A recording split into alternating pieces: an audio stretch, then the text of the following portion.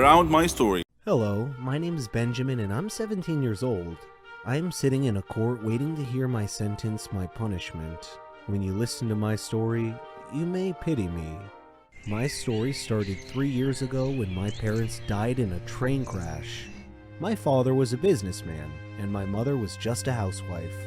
The news of their death was a big shock to me because I couldn't imagine my life without them. I was forced to move in with my grandparents. The hardest period of my life was about to start. My relationship with them wasn't that close. They lived in a city far away from my home, so I visited them in the past, only a few days every year. When I heard my friends talking about the generosity of their grandparents, I wondered why, because mine never gave me any presents or showed me any kindness at all. My grandparents lived austere lives, so living with them was hard for me. They were stingy and cheap. Despite living in a villa, we all ate plain meals that barely supplied me adequate nourishment. In addition, we only ate one meal a day. I was always hungry. My room was infested with insects. The furniture was worn and torn. They paid the servant a minimal wage, so her work was minimal as well. I would always sneak into the kitchen to steal anything I could find in the fridge to eat. When I asked my grandparents why they were living so minimally, they said it was because they were saving money for the future. When they eventually figured out that I was stealing food from the refrigerator, they locked it closed at night.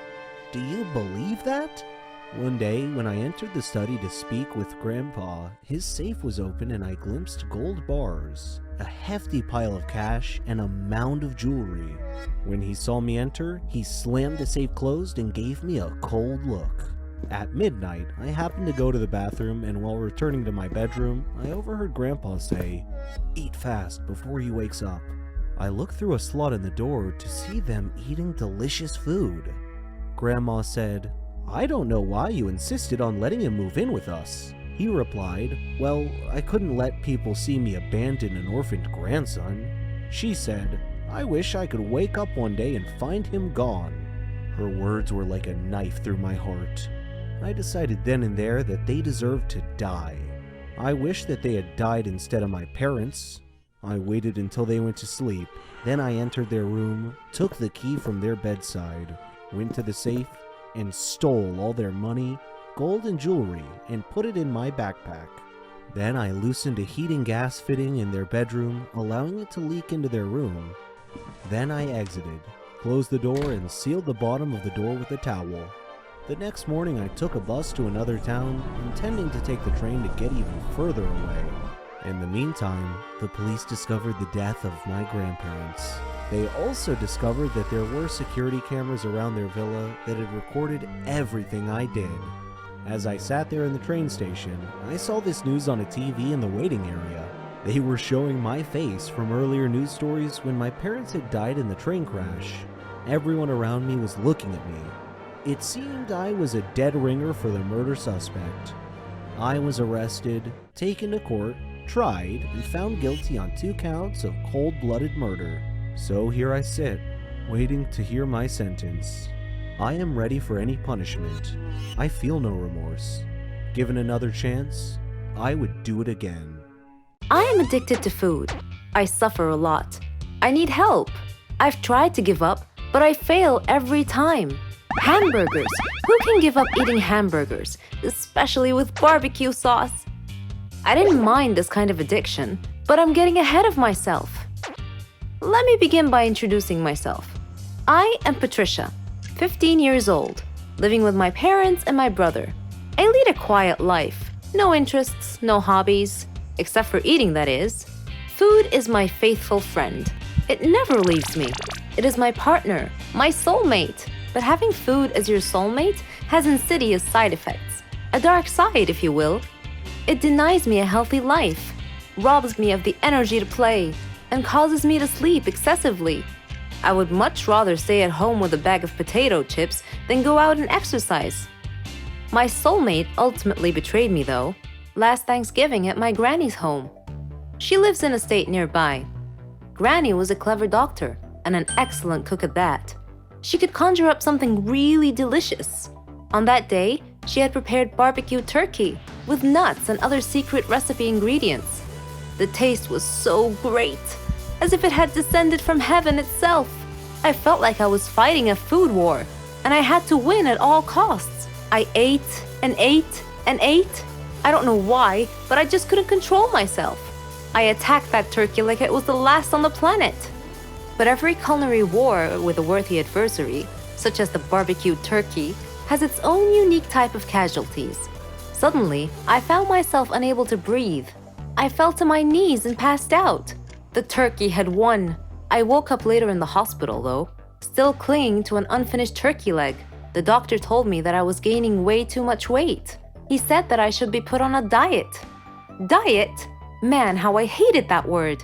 It hung over my head like the sword of Damocles. It meant depriving me of my passion, my reason for living. I considered eating vegetables in small amounts to be the worst form of cruel and unusual punishment, the worst form of torture imaginable. Imagine thinking of a wonderful, greasy, cheese-laden pizza with all the toppings and then suddenly opening your eyes to find a healthy green salad bowl. But I had reached a turning point in life. One day, my brother was playing on the street, while I was sitting at home gazing longingly at a tempting piece of cheesecake, just sitting there, taunting, daring me to eat it. I struggled mightily to resist the urge, but in the end I succumbed and wolfed it down like a starving animal. Shortly afterwards, I began feeling dizzy, but I was unable to call for help this time, and then I passed out again. I was taken to the hospital. While lying in the hospital bed, half conscious, I overheard the doctor say to someone, "She needs to stop eating or it will be the death of her." I thought to myself, whoa, death? So I made up my mind right then, right there. I resolved to fight a new war, a war against my appetite. On our way back home, I told my father that I wanted to see a nutritionist. He was delighted to hear that. Later, at the clinic, the doctor welcomed us in. She told me how to overcome my eating fetish. She gave me a strict diet regimen with a schedule full of healthy meals. I kept telling myself that winning this war was possible. I simply had to be patient and persevere. I stuck to the strict diet and did some physical workouts. My parents supported me wholeheartedly. I was enthusiastic. I can totally do this. A week passed quickly, and I eagerly visited the doctor to receive some good news. When the doctor weighed me and told me that my weight hadn't changed at all, I was crestfallen. She looked at me and asked me, how was this possible?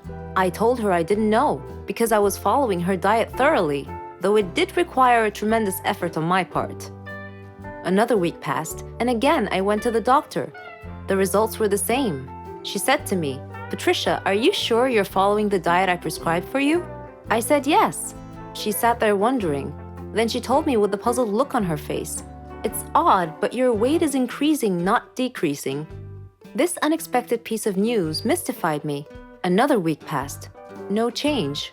The doctor was nonplussed. I returned home with a dejected look on my face.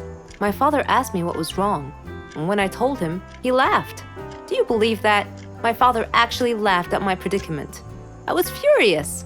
He gestured an apology with his hand and then told me that it was my own fault. I was puzzled. What are you talking about? He told me that I had been sleepwalking to the refrigerator every night and eating everything in sight. I was taken aback. I couldn't believe it. "Stop acting like you didn't know it," he said. "You must have been awake." I replied, "No, Father, I'm not acting. I was truly unaware that I've been sleepwalking and eating in my sleep." But now that we've finally solved the mystery of the increasing weight, we returned to the doctor with this new information and told her the situation. She laughed and told me that my discipline had denied my body the food it craved, but my brain had refused to cooperate and had overridden my will by urging me to eat in a subconscious state. She told me not to worry, though, that she could treat that. Armed with this knowledge and her support, and the support of my family, I felt that I could finally win this war.